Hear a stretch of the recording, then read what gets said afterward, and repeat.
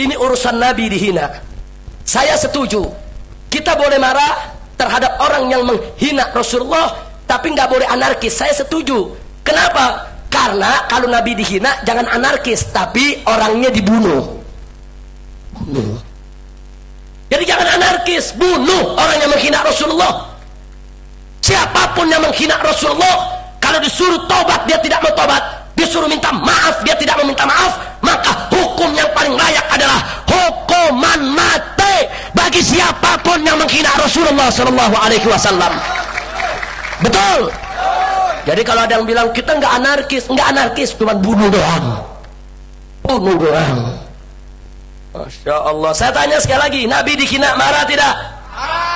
Nabi dihina rela tidak? Ridho tidak? Betul.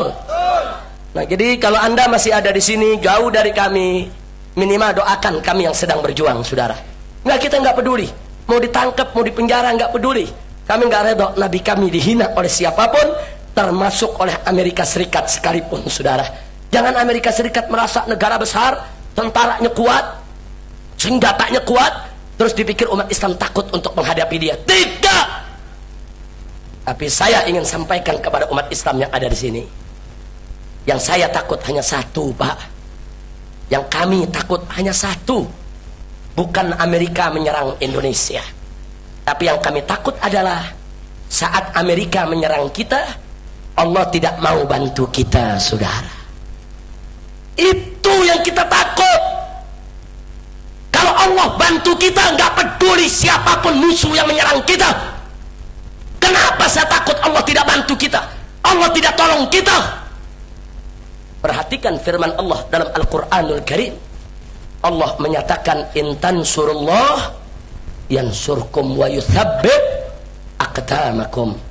Kalau kau membela Allah, menolong Allah, menegakkan agama Allah, yansurkum, niscaya pasti Allah akan memenangkan kamu sekalian.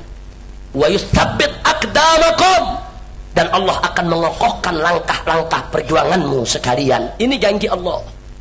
Kalau kita bela Allah, Allah menangkan kita. Lalu bagaimana cara membela Allah? Padahal Allah tidak butuh pembelaan kita, saudara. Innallaha ghaniyun 'anil alamin. Allah itu maha kaya, tidak butuh dengan semesta alam. Maka itu sepakat para ahli tafsir, yang dimaksud membela Allah adalah membela agamanya, menegakkan hukumnya, menjalankan segala perintahnya, dan meninggalkan segala larangannya, saudara. Jadi Allah janji, kalau kita jalankan hukum Allah, kalau kita tegakkan hukum Allah, Allah akan bela kita, saudara. Nah, sekarang mari kita lihat di Indonesia ini, inna lillahi wa inna ilaihi raji'un.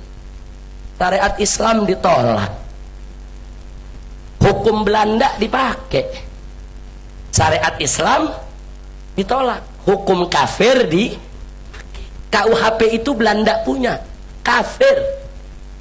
Saya mau tanya, Belanda jajah kita 350 tahun, kita merdeka sudah 50 tahun lebih.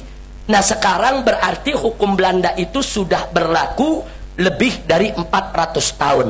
Pertanyaan saya, kalau hukum Belanda orang kafir boleh berlaku di Indonesia 400 tahun, maka hukum